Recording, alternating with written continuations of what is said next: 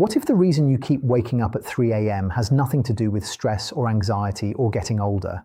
And there are 5 specific foods that can actually fix it.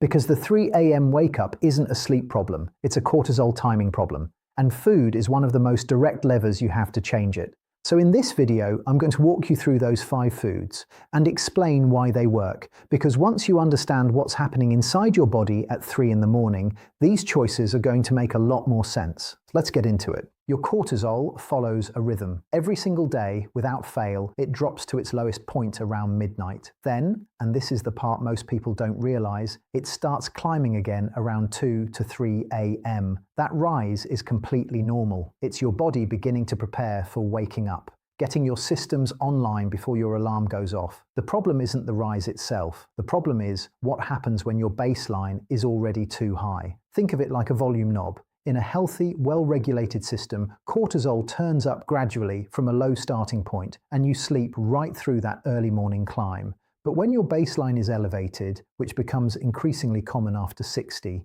that same rise starts from a higher floor, and it hits the threshold that wakes you up, too early, every night. So what's actually keeping that baseline elevated? A few things.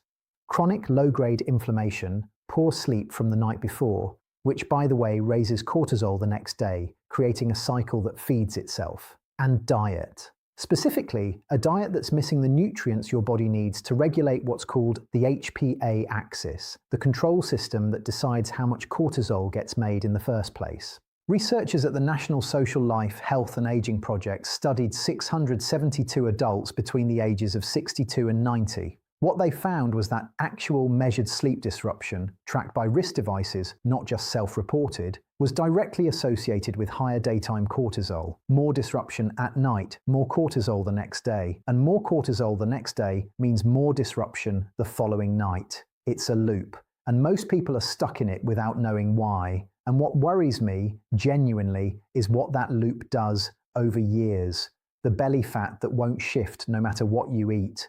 Blood pressure that keeps creeping up, blood sugar that becomes harder to manage, sleep that gets lighter and more broken with every passing year. 5 years of that, 10 years. This is how people end up on the sidelines. Someone who used to walk their dog every morning and now can't get through it without exhaustion. Someone who used to drive themselves to appointments, manage their own schedule, stay on top of their own health, and now they need help with things they never thought twice about. Not because of one big event, because of 1,000 broken nights that accumulated quietly, that nobody took seriously, because each one seemed like a small thing.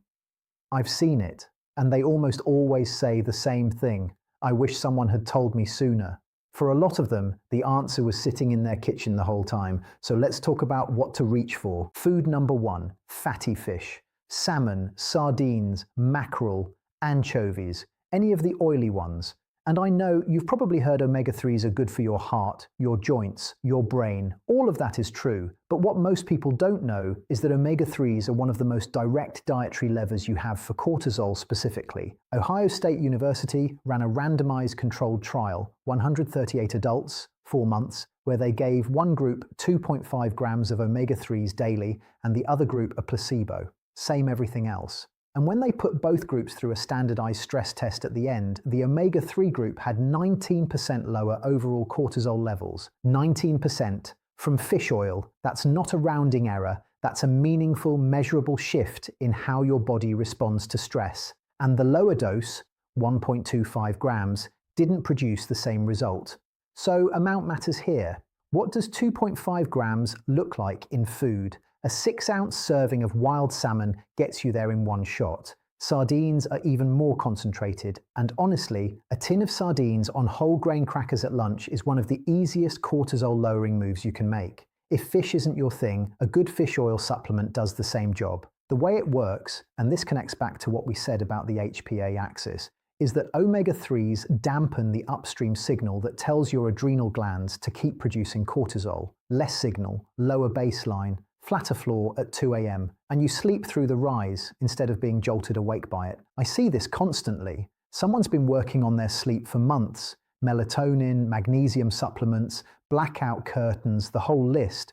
And when I ask about their diet, there's almost no omega-3 in it. Not because they're eating badly, just because nobody ever connected those dots for them. Once they add fatty fish 2 or 3 times a week, the shift can be noticeable within a few weeks. Not for everyone, but often enough that it's the first thing I point to. Food number 2, dark leafy greens, spinach, Swiss chard, kale. And the reason these matter is magnesium. Magnesium regulates the very first signal your brain sends when it decides to start producing cortisol. When magnesium is low, that signal fires more easily. Your stress system gets set to a hair trigger. Now, here's what most people don't realize about magnesium after 60. Absorption decreases with age. So even if you've been eating the same way for years, your body may be getting less of it than it used to. Soil depletion has also quietly reduced the magnesium content of a lot of produce over the past few decades. So it's one of those deficiencies that sneaks up on people who think they're eating fine. Pay attention to this part. Research shows that when magnesium runs low, your body essentially resets its entire stress response to a higher baseline. You're not reacting more to stressful events. You're just running hotter all the time, even at rest, even at midnight, even at 3 a.m. when there's nothing wrong and your body is firing anyway. A big handful of spinach sautéed at dinner, consistently. That's the move. It doesn't require a supplement if you're getting it from food regularly. And with that, let's get to the 3 that tend to surprise people most. Food number 3, walnuts. This one comes directly from the Direct Plus study out of Ben Gurion University in Israel. They took 294 participants and split them into 3 groups. One followed standard healthy eating guidelines, one followed a Mediterranean diet, and the third followed a green Mediterranean diet, higher in polyphenols, and it included 28 grams of walnuts every day, about a small handful. After 18 months, they measured fasting morning cortisol. That's cortisol first thing in the morning before anything else. A clean read on what your body was doing overnight. The standard diet group, no meaningful change. The regular Mediterranean group, modest improvement. The walnut group showed the most favorable reduction of the 3 by a clear margin. Why walnuts specifically? They're rich in the plant-based form of omega-3, so you're getting another angle on that HPA axis regulation we talked about. And they're loaded with polyphenols, which reduce oxidative stress in the brain directly. Less oxidative stress, less inflammation, and your cortisol regulation tightens up. A small handful daily, no special protocol required. Food number 4, dark chocolate. And I mean this seriously, not as a consolation prize at the end of a list. Dark chocolate, at least 70% cocoa. And the reason it's here has nothing to do with it tasting good. The polyphenols in cocoa, specifically a group called flavonoids, have been shown to protect cells against the damaging effects of elevated cortisol and to directly bring cortisol levels down. There was a study where people eating 25 grams of high polyphenol dark chocolate daily had measurably lower cortisol than a control group. That's 1 or 2 small squares. So what does that actually mean? The flavonoids interact with the same signaling system we've been talking about this whole video.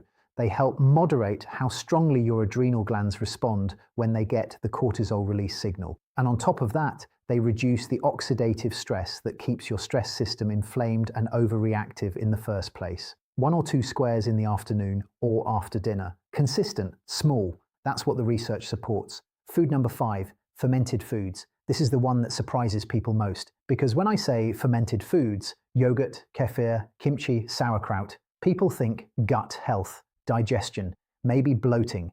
They don't think sleep. But your gut and your brain are in constant two-way communication. And one of the things a healthy gut microbiome does is help regulate the stress response directly. A compromised gut doesn't just cause digestive problems, it sends inflammatory signals upward that keep the HPA axis activated, even when there's nothing stressful happening. Researchers at the USDA's Western Human Nutrition Research Center put this to the test. 8-week randomized controlled trial, double-blind, whole food diet versus a typical American diet.